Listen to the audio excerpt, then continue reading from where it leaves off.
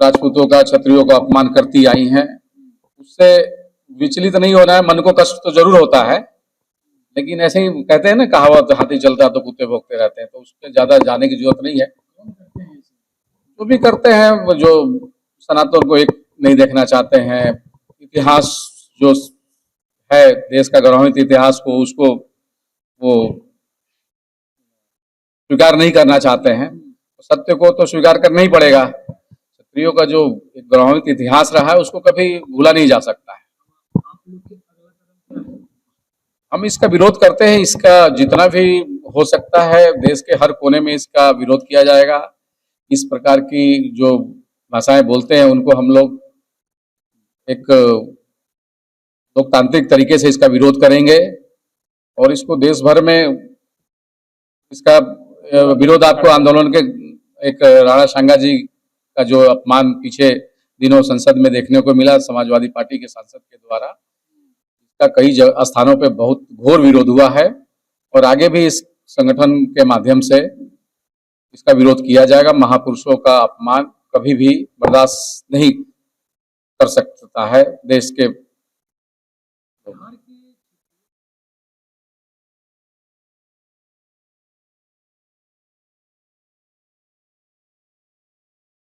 क्षेत्रीय पार्टी का जो है, जैसे आप कांग्रेस है, राष्ट्रीय जनता दल है, समाजवादी पार्टी है उत्तर प्रदेश में, जो भी बिहार क्षेत्रीय पार्टी हैं, इनके जो आज के डेट में जो इनके वंशज कह सकते हैं, जैसे राहुल गांधी है, राहुल गांधी को सनातन और देश की संस्कृति से कुछ लेना देना है नहीं। तेजस्वी यादव का भी वही हालात है, कभी पढ़ा नहीं उन्होंने, देखा नहीं, इस टाइप का वीर पुरुषों के बारे में जानने का प्रयास नहीं किया। इनके घर में तो राहुल गांधी को वीर पुरुष अपने पिताजी राजीव गांधी और नेहरू, जवाहरलाल नेहरू यही वीर पुरुष हैं। देश के वीर पुरुष राणा सांगा, महाराणा प्रताप, छत्रपति शिवाजी महाराज, इस टाइप के वीर कुंवर सिंह और तमाम महापुरुष जो हुए हैं, भीमराव अम्बेडकर, इस टाइप के जो उनको वीर पुरुष नहीं मानते। उसी तरह वीर पुरुष तेजस्वी जी अपने पिताजी को मानते हैं, अपने माता जी को मानते हैं।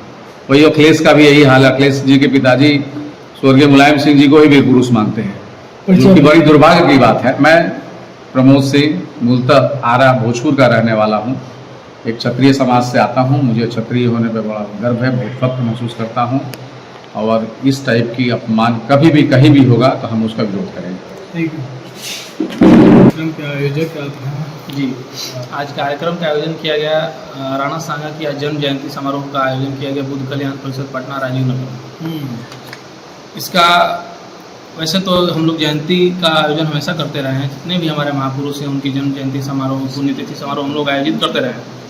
लेकिन विशेषकर ये जन्म जयंती समारोह इस संदर्भ में खास हो जाता है कि विगत दिनों सपा के सांसद रामजीलाल सुमन द्वारा राज्यसभा में एक स्टेटमेंट दिया गया कि राणा सांगा के हम लोग जो मतलब राणा सांगा के वंशज हैं वो गद्दार हैं, क्योंकि राणा सांगा गद्दार थे। लेकिन वस्तुतः बात ये नहीं है। ये बहुत ही दुर्भाग्यपूर्ण है कि एक ऐसे योद्धा जिसके शरीर पर 80 घाव थे, जिसने पूरे सभी वर्गों को साथ लेकर, यहाँ तक कि मुस्लिम वर्गों को भी साथ लेकर और लड़ाई लड़ी, और हसन खां मेवाती उनके कमांडर थे, और वैसे लोगों को साथ लेकर लड़ाई लड़ी, उनके खिलाफ इस तरह का स्टेटमेंट देश के लोकसभा या राज्यसभा कहीं भी दिया जाता है वो निंदनीय है, चाहे किसी भी पार्टी के नेता के द्वारा दिया जाए। इस देश की संस्कृति की रक्षा में राजपूताने का, राजपूतों का, क्षत्रियों का एक बहुत ही महत्वपूर्ण योगदान है। चाहे वो गुजरात के राजपूत हों, चाहे वो मालवा हो, चाहे वो हिमाचल के कटोच हों, चाहे वो जम्मू के डोगरा हों, चाहे वो राजस्थान के राजपूत हों, चाहे वो बिहार के राजपूत हों, चाहे वो उत्तर प्रदेश के राजपूत हों, सभी राजपूतों का बहुत बड़ा योगदान है। आप बुद्ध कल्याण परिषद की चारों तरफ दीवार पर देख सकते हैं, विभिन्न कालखंडों में राजपूतों द्वारा किए गए त्याग और बलिदान को यहाँ दर्शाया गया है। यहाँ आपको सतयुग, त्रेता, द्वापर, कलयुग सब तरह के लोग मिल जाएंगे। सब मतलब महापुरुष अलग अलग कालखंडों में कोई महापुरुषों की यहाँ पे विवरणी दी गई है। हम लोग का ये कहना है कि राणा सांगा पे जो टिप्पणी रामजीलाल सुमन द्वारा की गई, तो हम लोग समाज उसकी निंदा करता है, हिंदू समाज भी उसकी निंदा करता है। वो भारतीयता का अपमान है, भारतीय संस्कृति का अपमान है और क्षत्रिय समाज का तो अपमान है ही। और ऐसे लोगों को करारा जवाब दिया जाएगा, रामजीलाल सुमन का विरोध भी किया जाएगा। और सरकार से ये हम लोग का मांग है कि राणा सांगा की जो स्मारक है, बहुत भव्य स्मारक खानवा में बनाया जाना चाहिए। और साथ ही साथ राणा सांगा के जो इतिहास है उसको जो है पाठ्य पुस्तकों में अच्छे से पढ़ाया जाना चाहिए, ताकि इस तरह की मानसिकता देश में ना पैदा हो। और ऐसे सांसद पर उचित कार्रवाई करनी चाहिए, उनको सभा से निष्कासन किया जाए। लेकिन सपा प्रमुख तो समर्थन कर रहे हैं, साफ साफ अखिलेश यादव कह रहे हैं कि ये जो सेना फेना है कुछ नहीं होता है। सेना का मैं जिक्र नहीं करूंगा, लेकिन मैं इतना जरूर कहूंगा कि अगर सपा सांसद ने कुछ बयान दिया है और अखिलेश यादव जी उसका समर्थन कर रहे हैं तो ये दुर्भाग्यपूर्ण है, क्योंकि अखिलेश यादव जी उत्तर प्रदेश में समाजवाद की राजनीति करते हैं और समाजवाद की राजनीति में वो आपको पता होगा कि सपा पार्टी का गठन कैसे हुआ था और उसमें चंद्रशेखर और वीपी सिंह की क्या भूमिका है।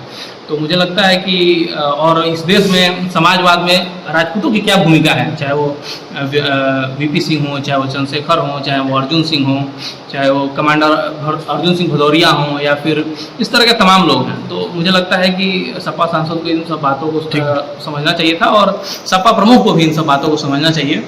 और जहाँ तक रही उनके बयान की, तो उन लोगों के साथ समस्या ये है, चाहे सपा पार्टी के अध्यक्ष हैं, चाहे जो भी लोग हैं, गैर राजनीतिक मैं बयान दे रहा हूँ, मैं राजनीति से इतर थोड़ा सा बोल रहा हूँ। इन लोग का क्या है कि इन लोग की जो शिक्षा दीक्षा हुई है वो विदेश में हुई है, तो भारतीय कल्चर से बहुत ज़्यादा जुड़ नहीं पाते हैं। तो ये उनकी मतलब गलती नहीं है, ये उनका थोड़ा सा वैसा है कि वो लोग यहाँ जड़ों से जुड़े नहीं हैं। भारत की राजनीति वो लोग कर रहे हैं, लेकिन भारत की जड़ों से नहीं जुड़े। परिचय नहीं। मेरा नाम रोहित प्रतिहार है और मैं बुद्ध कल्याण परिषद का सदस्य हूँ और पटना का यहाँ का रहने वाला हूँ। थैंक यू जी धन्यवाद।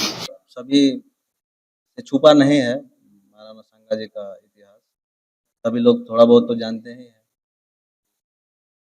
क्या किया था और क्या नहीं किया था। इसी को लेकर के हम लोग आज इनका जयंती समारोह मना रहे हैं। और हाल ही में कुछ विवादित बयान एक उच्च सदन के नेता के द्वारा दिया गया, जो कि अशोभनीय था, असंवैधानिक था, जिसको लेकर के हमारे समाज के बहुत सारे लोग उस पर आक्रोश व्यक्त करने के लिए आज रैली का भी आयोजन किए हैं।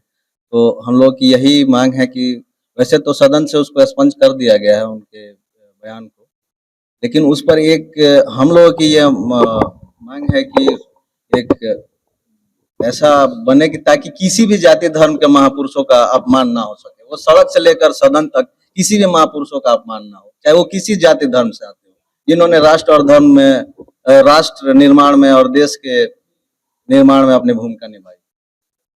मैं अमनदीप सिंह।